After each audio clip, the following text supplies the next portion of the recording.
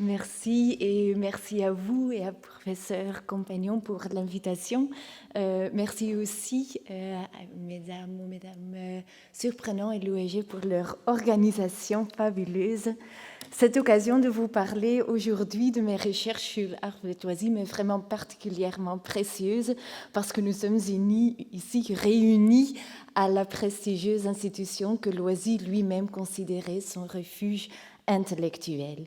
Et le 7 mars 1908, lorsqu'il se voit une fois de plus condamné, maintenant frappé de l'excommunication vitandus, et donc sans perspective aucune d'une nouvelle réconciliation avec l'Église, à ce moment-là, il vit déjà retiré dans le calme de sa région champenoise natale. Il a à ce moment-là 51 ans, et il est prêt à y passer les dernières années d'une vie qu'il pense être brève.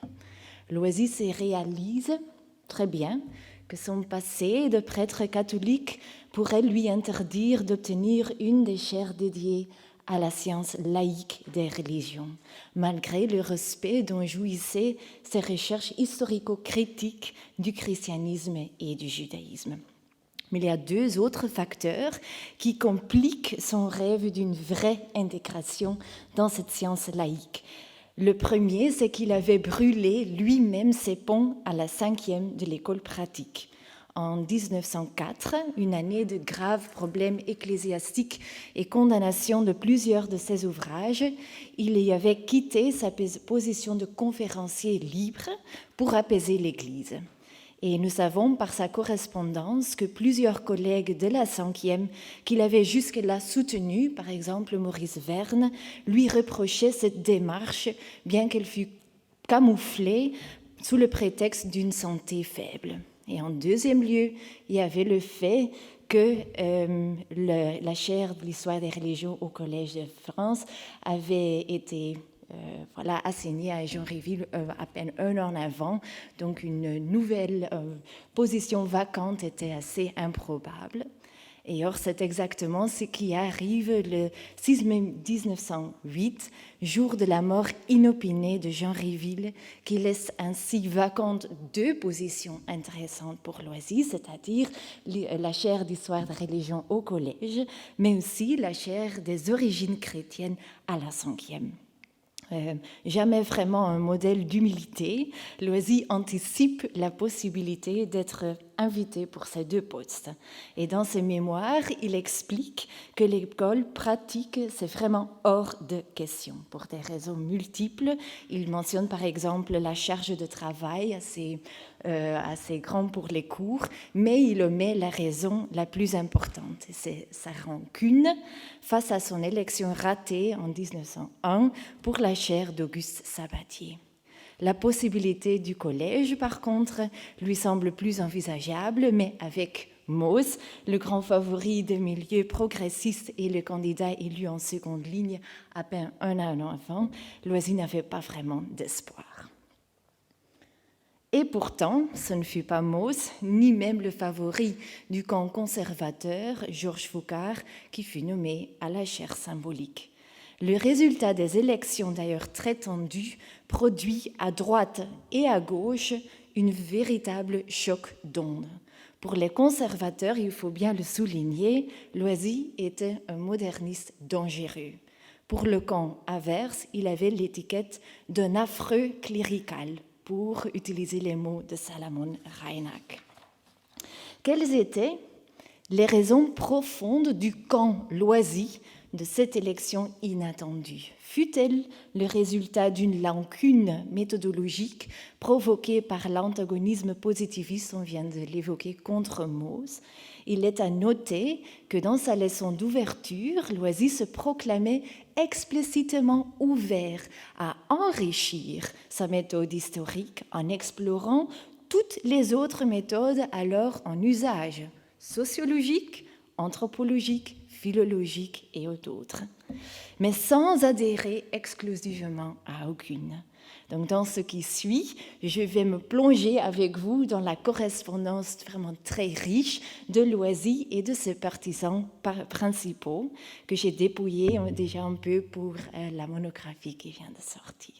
Les résultats vont compléter les études de Pierre Burger, Pierre-Eugène Leroy et Raphaël Faraco-Bentian qui ont bien souligné déjà quelques enjeux, par exemple l'enjeu de l'anticléricalisme. D'une part, cette analyse des lettres nous fera découvrir qu'il y avait d'autres enjeux.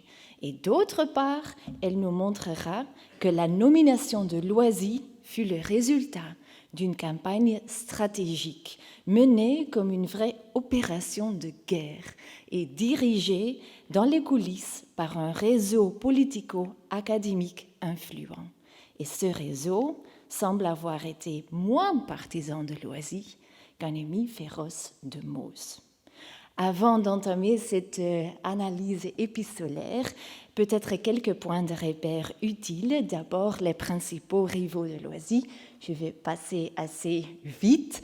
On avait Georges Foucard, égyptologue, qui était surtout connu pour sa thèse que la religion égyptienne devait servir comme perspective comparative pour toute recherche sur l'histoire des religions. On sait le lien fort entre père et fils Foucard, qui est caractérisé ici par Loisy lui-même. C'est un dessin que j'ai trouvé dans les archives de Loisy, peu connu à la Sorbonne, avec une petite phrase en latin très mal lisible où il dit qu'il y a un lien entre tout ce qui sort écoulo de Georges Foucard et le ventre du père qui est en bas. Jules Toutain, spécialiste en religion méditerranéenne, on peut le considérer comme le candidat peut-être le plus neutre, autant du point de vue scientifique que confessionnel. Il fut un des traducteurs du Rameau d'or, mais on sait très bien qu'il était vraiment très, très critique face à un comparatisme démesuré à la Fraser. En plus, on ne sait presque rien sur sa vie privée. Ce n'est pas seulement le cas pour nous, mais c'était aussi le cas à l'époque. Donc, c'est quelqu'un qui est, disons, le plus neutre, et ça explique aussi pourquoi toutes les voix du camp Loisy ne sont pas allées à Mauss en seconde ligne, mais à Toutain. Puis Maurice Verne, ne nécessite point d'introduction, j'imagine, grand expert en religion d'Israël et les sémites occidentaux. Et puis, bien sûr, Marcel Mauss, je ne vais pas y regarder, mais je vais surtout vous parler de l'image publique d'abord que Loisy avait en 1908. Cette exégète biblique, il est très facile à reconnaître parce que c'est le seul professeur ici qui ne regarde pas aux caméras. Donc, c'est Loisy là, avec la petite flèche. Donc, il est connu surtout comme exégète biblique et spécialiste du christianisme primitif et du judaïsme ancien. Un défenseur ardent de l'histoire critique contre toute intrusion théologique, mais il avait publié aussi plusieurs ouvrages comparatifs sur les liens entre l'Ancien Testament et les religions assyriennes. Il était l'élève d'Opère. Il faut préciser que ces études-là, donc ces études comparatives, étaient en général peu connues. Donc, dans l'opinion publique, Loisy était un exégète et peu qualifié pour la chaire d'histoire des religions, donc l'étude comparée des religions. Une analyse de ses écrits modernistes, comme par exemple l'Évangile et l'Église, démontre par contre que sa méthode historique était ouverte à un comparatisme prudent, mais il faut le bien souligner, le christianisme, ça reste le alpha et l'oméga de toutes ces recherches-là. Bien que Loisy démontrait là ou manifestait un antiprotestantisme assez virulent, on peut dire somme toute que sa méthode comparative avait des ressemblances avec la méthode des Révilles, sauf l'attention pour la psychologie religieuse, que pour Loisy n'est pas le moyen ou n'est pas vraiment le chemin à suivre dans ses études. Du point de vue religieux, Loisy avait bien sûr l'image d'un catholique convaincu, mais mis en dehors de l'Église contre son gré. Et dans une lettre au début de sa campagne, il lui-même notait « Peut-être ma candidature aurait-elle besoin de vaincre à droite et à gauche certains préjugés dont elle ne se triomphera pas facilement. Il est assez évident qu'elle a un caractère purement scientifique et que je ne suis l'apologiste ni l'adversaire d'aucune religion, à commencer par le catholicisme. Certains ont l'air de me prendre pour un théologien, provisoirement exclu de l'Église par une erreur de piétisme. » Dans ces années au collège, Loisy va durement attaquer l'institution catholique et largement abandonner sa foi catholique, mais sa nouvelle philosophie religieuse sur la religion de l'humanité en restera toujours profondément imbue. Retournons à 1908. Comme il avait anticipé, Loisy fut rapidement invité à se présenter à la chaire d'histoire des religions. Certains, comme Louis Havet, envoyèrent même leurs invitations le jour des funérailles de Jean Réville. Outre l'invitation du professeur de philologie latine, Loisy reçut des invitations de Gabriel Monod, qui occupait la chaire en histoire générale et méthode historique, de Joseph Bédier, chaire de langue et littérature française du Moyen-Âge. Et deux autres professeurs sont très tôt des alliés importants. C'est Abel Lefranc et l'hispaniste Alfred Morel-Fatio. Outre Loisy Havet, tous ces professeurs du collège avaient un point capital en commun. Ils étaient tous des jeudistes, c'est-à-dire des réguliers du salon dans lequel la marquise Arconati Visconti réunissait chaque jeudi ses amis du monde politique et académique. Loisy a nié explicitement dans les mémoires qu'il devait sa nomination à cette grande dame de la vie intellectuelle et artistique parisienne.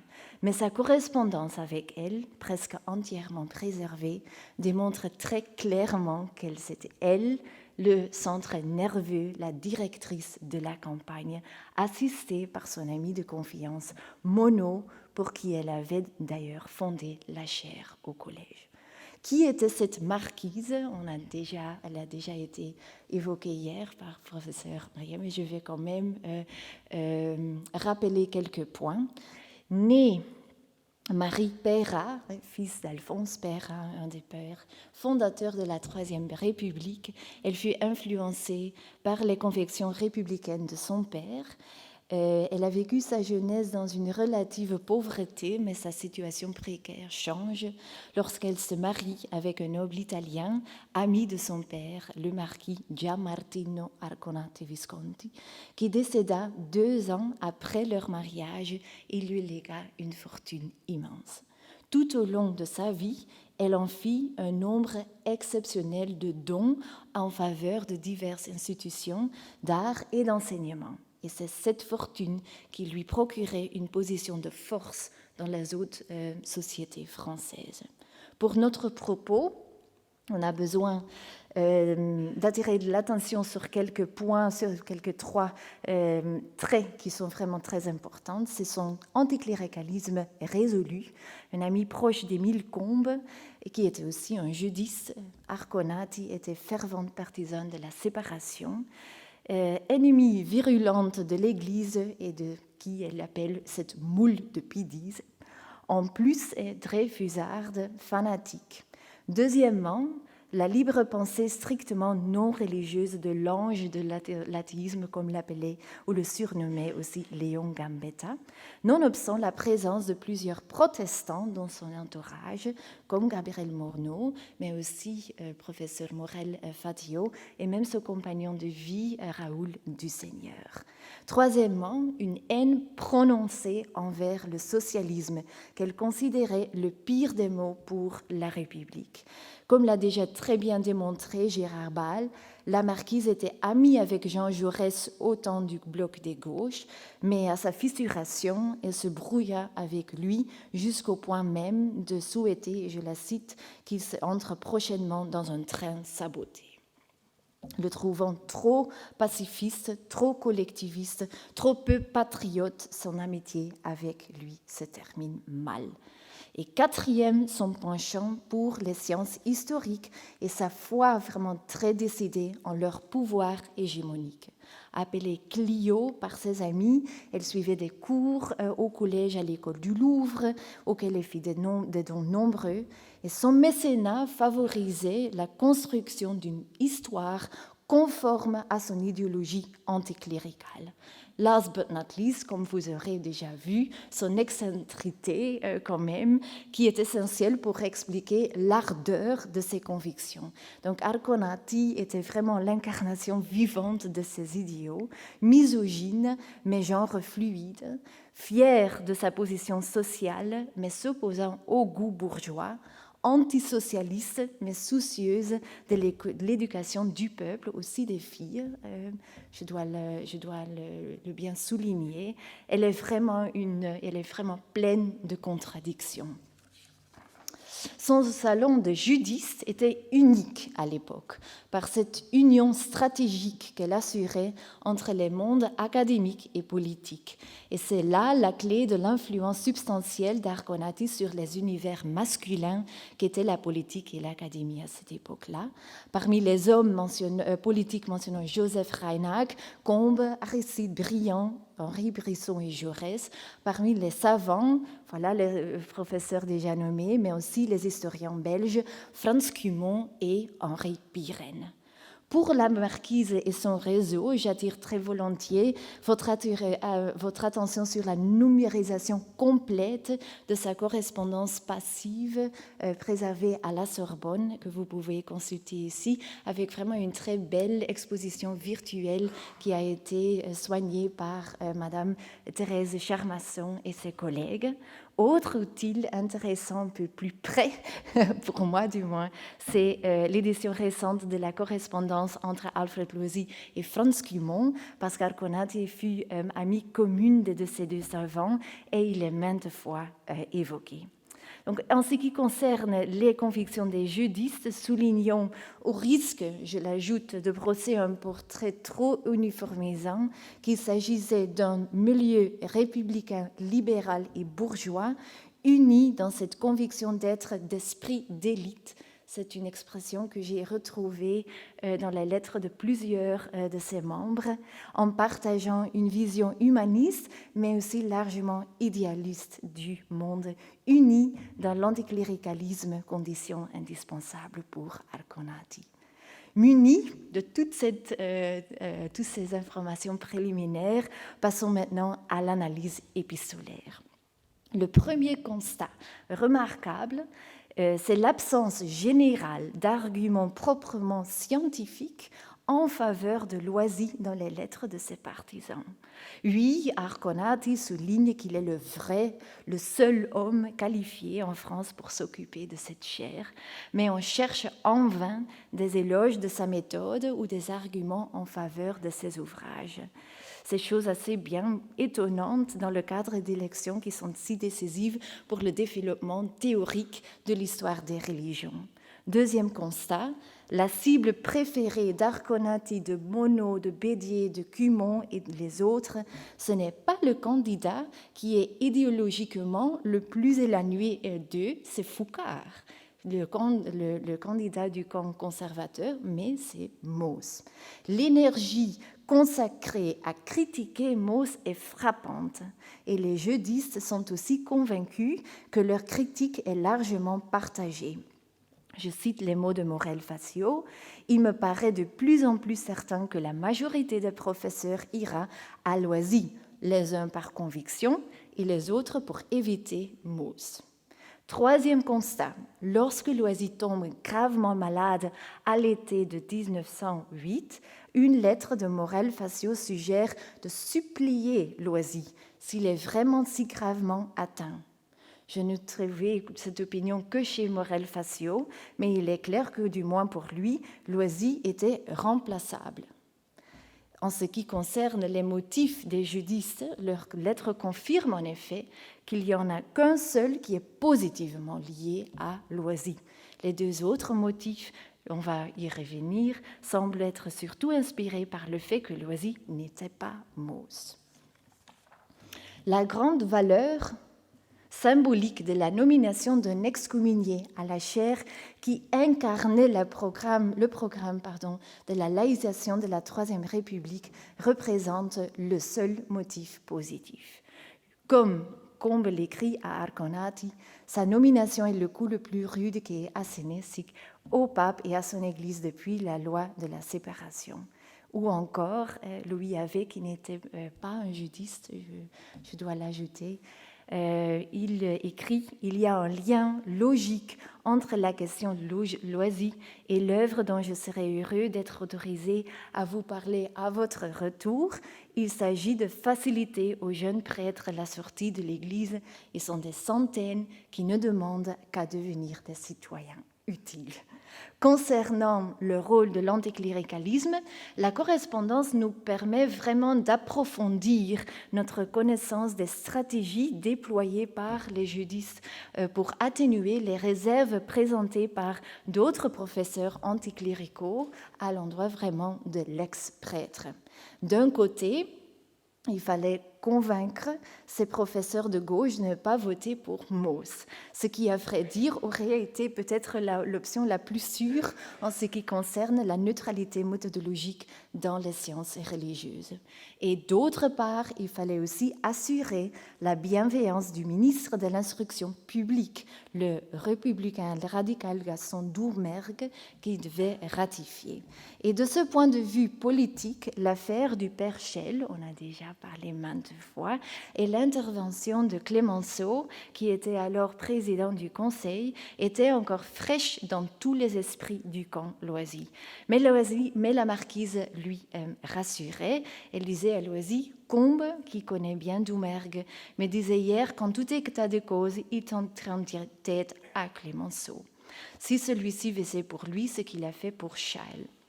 Brisson se chargeait de Doumergue, tout ira bien. Seulement de ceci, pas un mot à personne. Il faut éviter que votre nomination prenne une tournure politique. Brisson, qui est venu me voir ce matin, me l'a dit aussi. Je tiens ici à souligner que Loisy lui-même ne comprenait guère les soucis liés à cette assimilation potentielle de son cas avec celui de l'assyriologue dominicain. Avec un manque vraiment total d'introspection et avec une arrogance assez sans gêne, il écrivit une lettre à Arconati qu'il importe de citer ici in extenso.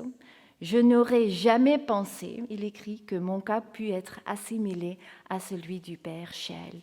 Cet élu du collège était membre d'une congrégation non autorisée. On savait qu'il était sécularisé pour la forme seulement, il que relevait toujours du général des dominicains. Il était donc prêtre et religieux.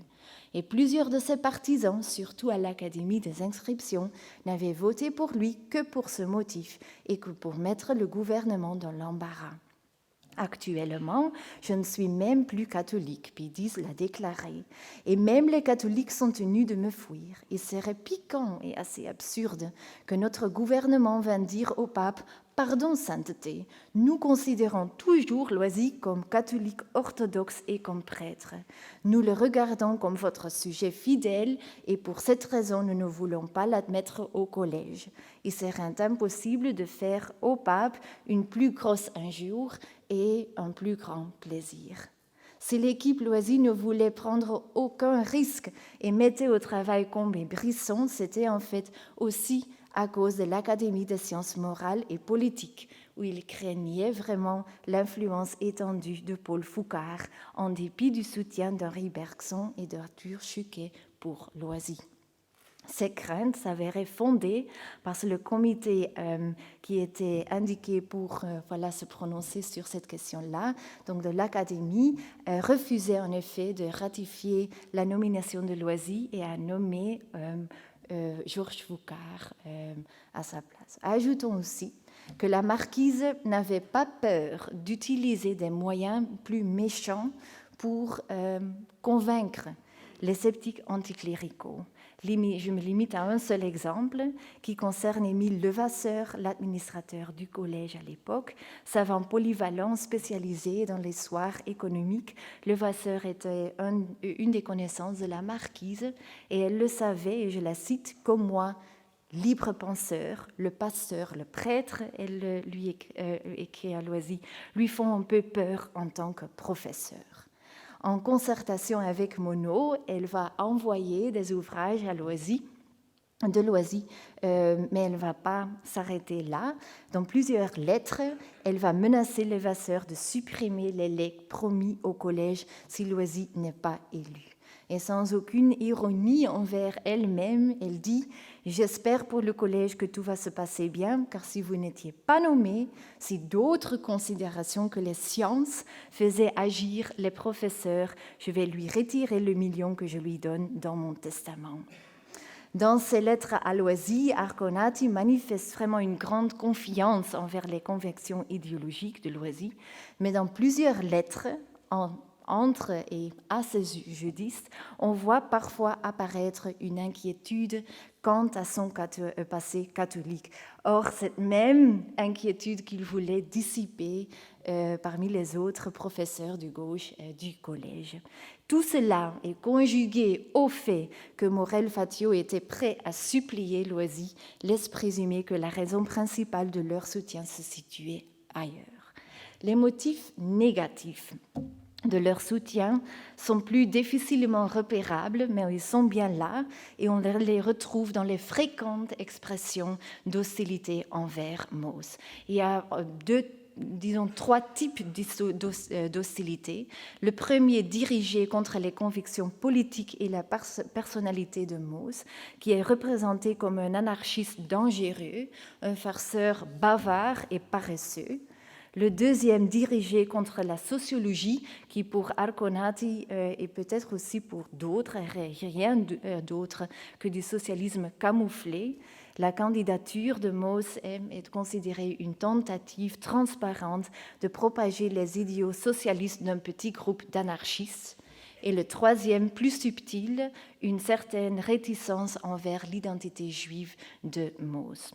En ce qui concerne la critique politico-scientifique, je ne peux que citer le même passage qui a déjà été évoqué hier, je ne vais pas la lire, mais voilà, on le dit, de Mauss, très intelligent, écrit Monod, mais c'est un sociologue beaucoup plus qu'un historien, et l'histoire des religions doit être traitée de point de vue historique. C'est une opinion qui est partagée aussi par exemple, Franz Cumont, et qui a pour toile de fond le lien profond qui existe d'une part entre leur histoire positiviste, voire non sociologique, laquelle favorisait l'étude de la vie religieuse intime, et d'autre part une vision de vie et une conception du monde profondément individualiste, lesquelles est vraiment typique pour les protestants qui étaient intégrés dans les réseaux de la marquise et des libres penseurs bourgeois comme Cumont. Tandis que la lettre de Monod ne relie pas explicitement la sociologie et le socialisme, la marquise ne va pas hésiter à l'interpréter dans ce sens-là dans plusieurs autres lettres qu'elle a écrites sur le sujet. Et on sait d'ailleurs par des lettres d'Émile Durkheim qu'en ce qui concerne la candidature de Mauss, le camp Loisy propageait vraiment activement des rumeurs sur le chevauchement complet entre science, écrit avec majuscule, et socialisme. Et dans une lettre, par exemple, à Salomon Reinach, Durkheim déplorait ce cours d'événements et dit vers la fin « Il serait pourtant extraordinaire que la qualité de moine ou de pasteur protestant ne fût pas une objection pour Monod, mais que seul ces deux socialistes disqualifiaient cet homme. » Avant de passer à la dernière question, la question de l'antisémitisme, notons aussi que l'antisocialisme d'Arconati et des siens est complètement absent chez Loisy, qui a déclaré à plusieurs reprises « Je n'entends rien à la politique », ce qui lui a valu aussi les critiques d'Arconati, qui va plus tard écrire à Cumont « Loisy se fout de la République comme moi du pape ». Dans ses lettres à Arconati, Loisy fait une évaluation critique des essais fondateurs de Mauss et du Père, mais son analyse, il faut vraiment l'admettre, c'est intellectuellement honnête. C'est pas ce même condescendance qu'on a envers l'identité idéologique de Loisy. Et dans le livre qui vient de sortir, j'ai essayé de démontrer qu'en fait, les liens entre Loisy et l'école durkheimienne deviendront beaucoup plus forts de ce qu'Arconati et les judistes n'auraient su été en 1908. Chez Loisy, le non-conformisme et l'indépendance intellectuelle étaient des caractéristiques déterminantes, les pendants parfaits de son ironie caustique et de son égocentrisme. Lorsque le professeur nouvellement nommé décide de consacrer ses premiers cours à l'étude comparative du sacrifice, la pomme de discorde à ce temps-là, c'est exactement dans le but de montrer cette indépendance d'esprit absolue. Finalement, je veux attirer votre attention sur le point le plus délicat de l'analyse épistolaire, à savoir le rôle d'une animosité envers l'identité juive de Mauss. Rappelons que le salon de la marquise incluait plusieurs de ses amis juifs, comme Joseph Reinach, son frère, l'historien des religions Salomon, mais aussi Alfred Dreyfus et l'avocat Ferdinand Dreyfus, qui était l'exécuteur testamentaire de la marquise à cette époque-là. Et néanmoins, on observe assez bien la présence de quelques réserves envers les étoiles montantes de savants brillants comme Mauss. Et ces réserves, je veux bien insister, je les ai seulement trouvées dans les lettres d'Arconati Visconti, donc de la marquise, et de Combes. En analysant ce facteur déterminant, nous devons distinguer à nouveau entre deux formes d'hostilité. La première concerne la personne de Salomon Reinach. Reinach était une connaissance personnelle de Loisy depuis ces années à l'Institut catholique et un ami proche d'Arconati. D'un point de vue idéologique et social, il s'accordait très très bien avec le réseau de Arconati, mais en ce qui concerne sa méthode, il se sentait lui-même plus affilié à l'école durkheimienne, mais ce sentiment n'était pas mutuel. En outre, nous savons que par les études d'Hervé Duchesne, que Reinach s'engageait vraiment beaucoup pour la solidarité juive avec une participation active dans l'alliance israélite. Mais c'est donc assez tôt dans la campagne de Loisy qu'on note une hostilité grandissante des judistes envers Reinach, parce qu'il ne soutiendrait pas Loisy, mais son co-religionnaire. Citons cette lettre de Loisy, où Loisy dit explicitement que Reinach ne voulait pas le soutenir, numéro 1, parce que Mauss est israélite. Et l'indignation d'Arconati en lisant cette lettre était telle qu'elle va immédiatement rendre visite à Reinach pour lui confronter. Et elle dit après à Loisy, il ne nous aidera pas. Il ne fera rien contre vous, mais il ne fera rien contre le socialiste unifié. Dans une autre lettre, le ton est beaucoup plus aigu.